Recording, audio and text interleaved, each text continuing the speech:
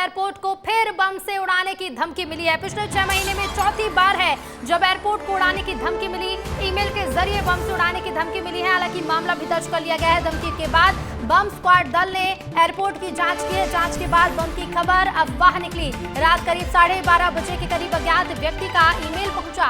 गांधीनगर थाना क्षेत्र में मामला दर्ज कराया गया, जांच भी की गई और ये महज एक अफवाह निकली। लेकिन चौथी बार है ये पिछले 6 महीने में जब एयरपोर्ट को बम से उड़ाने की धमकी मिली है। सीधे रुख करेंगे भोपाल से संवाददाता विवेक पांडे लगातार लाइव बने हुए हैं। विवेक, लगातार 6 महीने में चौथी बार मामला निकलकर सामने आया है जब अफवाह फैलाई गई कि एयरपोर्ट में बम है।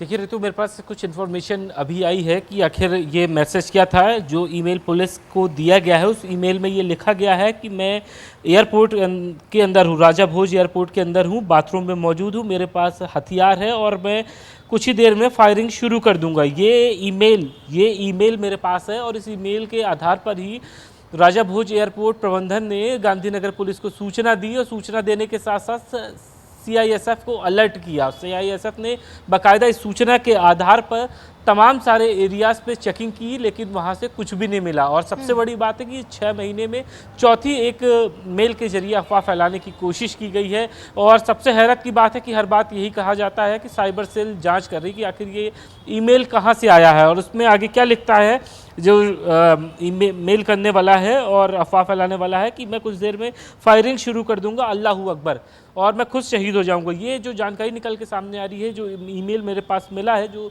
एयरपोर्ट अथॉरिटी के पास था और वही पुलिस को दिया गया है। तो आप यकीन मानिए कि पुलिस के सामने एक बड़ी चुनौती है, खासतौर पे साइबर पुलिस के सामने, क्योंकि 6 महीने में चौथी बार ये बम से उड़ाने का मैसेज आया है। इससे पहले भोपाल, इंदौर और जबलपुर को भी उड़ाने करीब देश के 50 ऐसे एयरपोर्ट थे जिसमें राजा भोज एयरपोर्ट शामिल था। ठीक वही मैसेज और इसी आधार पर, लेकिन इस बार पैटर्न चेंज किया गया है धमकी का। उसमें ये कहा गया है कि वो जो हमलावर है वो खुद बाथरूम के अंदर मौजूद है और कुछ देर में फायरिंग शुरू कर देगा। लगातार सामने आ रहे इन मामलों से ये भी समझने की जरूरत है, क्योंकि न सिर्फ एयरपोर्ट बल्कि रेलवे स्टेशन को भी बम से उड़ाने की धमकी मिल चुकी है। जब जांच होती है तो ये महज एक अफवाह निकलता है। तो क्या किसी तरह का गिरोह है जो अफवाह फैलाने की कोशिश करता है, विवेक?